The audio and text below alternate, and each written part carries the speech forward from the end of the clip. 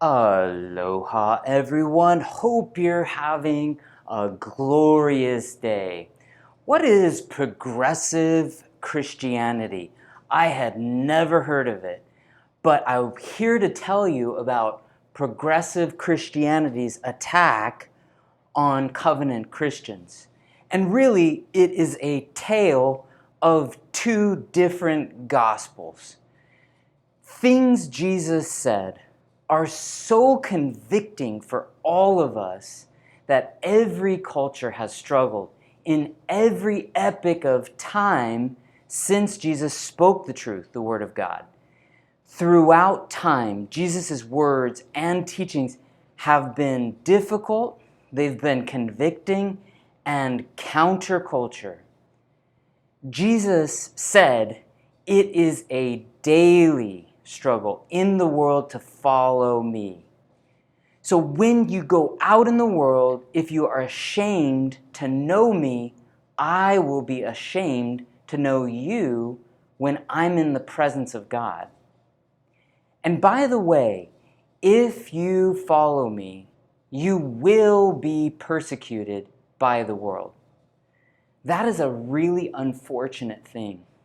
But don't worry, progressive Christianity can make all of that persecution go away. See, Jesus explains to Peter, when you set your mind on man's interest instead of God's interest, you represent Satan. If you follow me, you must deny your own selfish ambitions and agenda. Now, in the Near East, or Middle East as we call it, the Levantine Arab culture, in that culture, forgiveness, turn the other cheek, forgive someone 77 times, is counterculture. In this culture, you do not show weakness. You strike back. See, forgiveness taught by Jesus is extremely inconvenient for this culture. So instead of following Jesus' words of truth, turn the other cheek, forgive 77 times, it's easier to ignore, revise, or not follow at all. Now, forgiveness isn't that difficult, convicting, or even inconvenient in our Western culture. I'm not going to say we are great at it, but what do we really struggle with? What are the difficult, convicting, inconvenient truths of God that Jesus taught we would rather ignore, not follow, or revise? That's easy. From the beginning, the Creator made them male and female and said, "For this reason, a man will leave his father and mother and will be united with his wife, and the two will become one flesh. So they are no longer two, but one flesh. Therefore, what God has joined together, let no one separate." Jesus goes on to say, not everyone can accept this statement. The one who is able to accept this should accept it. This is recorded in Matthew 19. So Jesus establishes God as the author of life, the inventor of gender, the creator of marriage, the gift giver of sex. Just read Genesis when Adam gets Eve. And new life through birth and family. So there are only two options in response to this truth. Respect God, follow to the best of your ability with the help from God, pick up your cross, and share these difficult truths with all who follow Jesus. Or the second way is just ignore them, don't follow them. They don't apply to me because I'm not Christian. Okay, but what about Christians? For the Christians who actually want to uphold these truths, well, progressive Christianity says, we need a new Christianity. We need to point out the words are out of date or obsolete. Christianity needs to be a little more, progressive. So we need to keep up with the times. People, listen to me now and hear me later. Our modern culture has so many things we see as a right. Abortion on demand, cohabiting Christians, sexual unrestraint, redefining of marriage, recreating family, reinventing gender, affirming every behavior from a marginalized group. Our pastors don't want to confront these issues in their church. They don't want to confront these social ills in their church congregation. Politicians, they don't want to lose support from Christians over these issues. Politicians want the appearance of being Christian, or at least being Christian friendly. Now hear me now. You cannot have your cake and eat it too.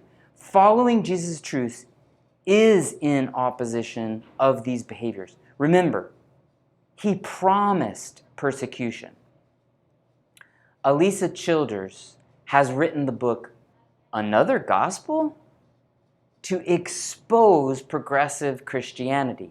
Progressive Christianity basically says that that's the Old Testament God.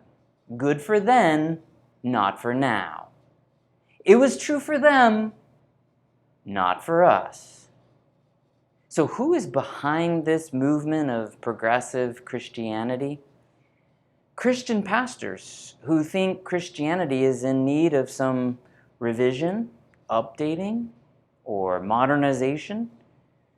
Quotation fingers, Christian politicians or Christian authors who think Christianity is in need of some revision, updating, and modernization.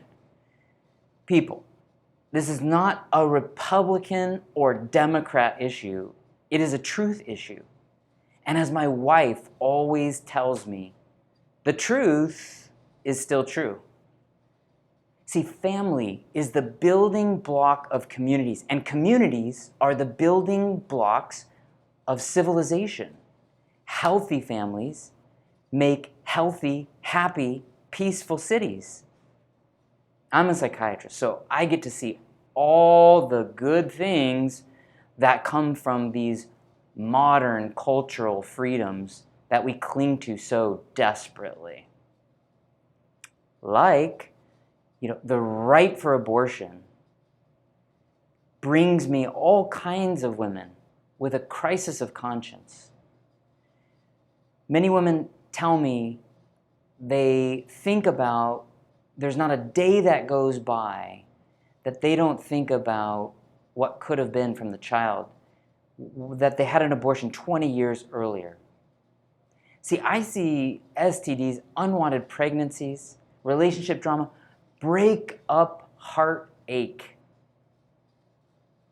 from lack of covenant marriage commitment of sexually unrestrained cohabiting cultural Christians, not to mention secular people hooking up. I see divorce.